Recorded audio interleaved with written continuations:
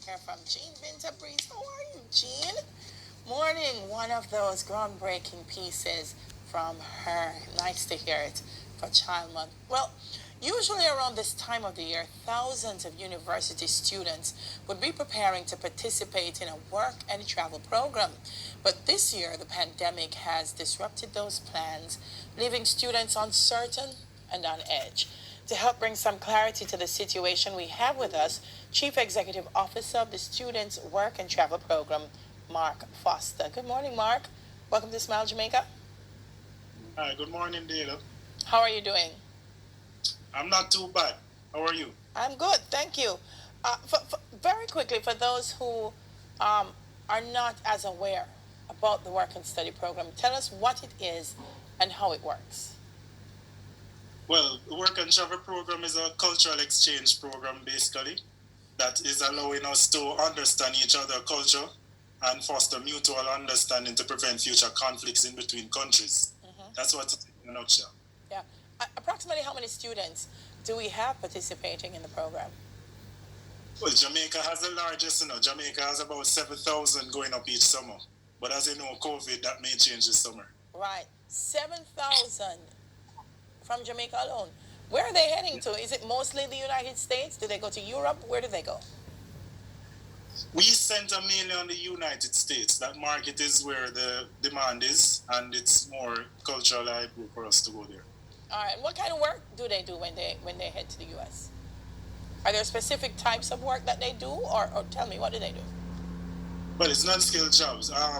My company per se, we have about 70% of our students going to theme parks, hotels, and restaurants. Oh, awesome. Now, my concern for the students, you said 7,000.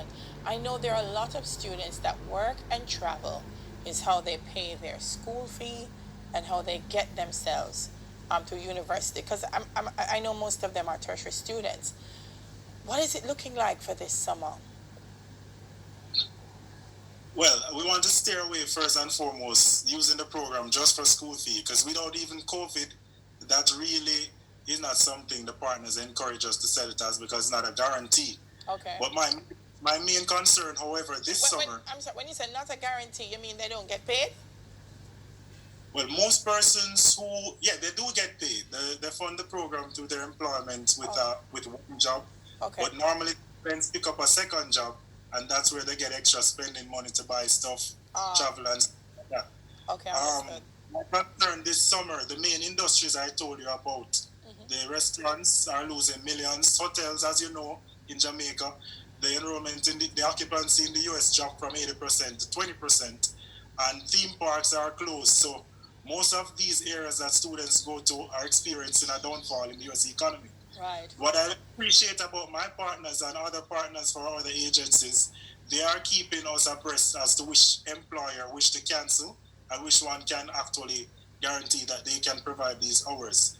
They have went as far as offering insurance to cover COVID for students who may contract that, as well as they have accommodated students doing exams while they are overseas. But nonetheless, parents have to make an informed decision. They have to analyze what the economy is in the US and make an informed decision whether they should send their students or not. All right. So you're saying there are already indications. From the indications that you have, can you make an assessment in terms of, well, 50% of the program is going to be affected, 60%?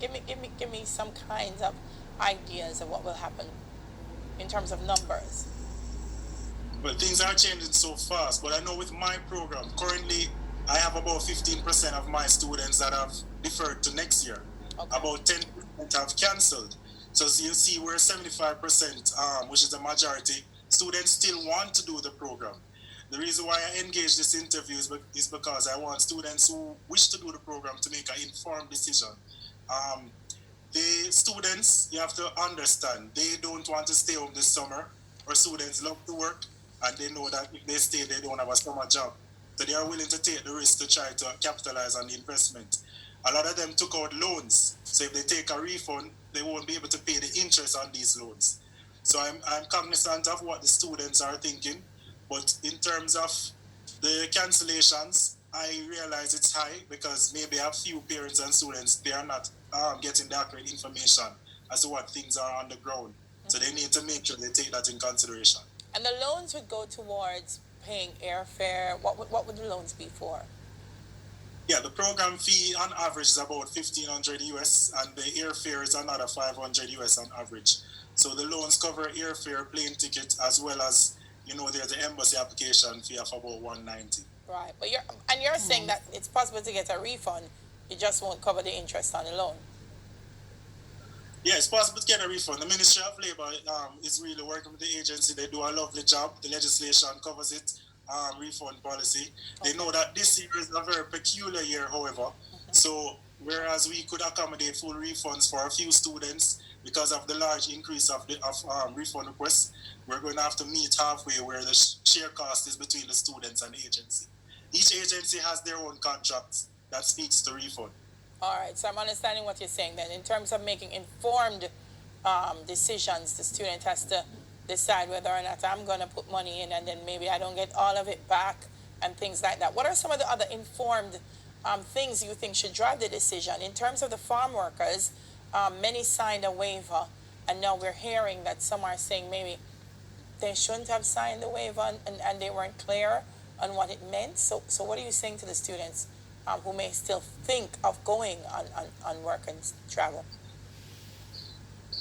Well, from an agent's perspective, I can only speak to my agency. I know that quite a few agencies, if not all, will be sending students. However, it is the agency's duty to make sure the students are informed. And if they have informed the students about the reality of the situation and the pros and the cons, I don't think it's a problem if they do a waiver to say that, hey, if you're going over there and you contract COVID and meeting any complications, you can turn around and say that we sent you there and we forced you to go there. All right, well, 10 seconds, Mark. I just wanted to know, when you say be informed, what are some of the things that they should bear in mind? Well, what they should bear in mind, there's an executive order out right now, so we're not sure if the program is going to be going on. The embassy have put a stall on dates. But if you go, you should know that you have insurance that could cover you if you choose to go. And you also have to be cautious because it's a cultural exchange program, but you have social distancing, so you can't be out there. It's going to work and come back home. But if you think it's very risky, then just defer to next year and call it a day. Do not take that risk if you're not comfortable. All right, Mark, thank you so much for speaking with us.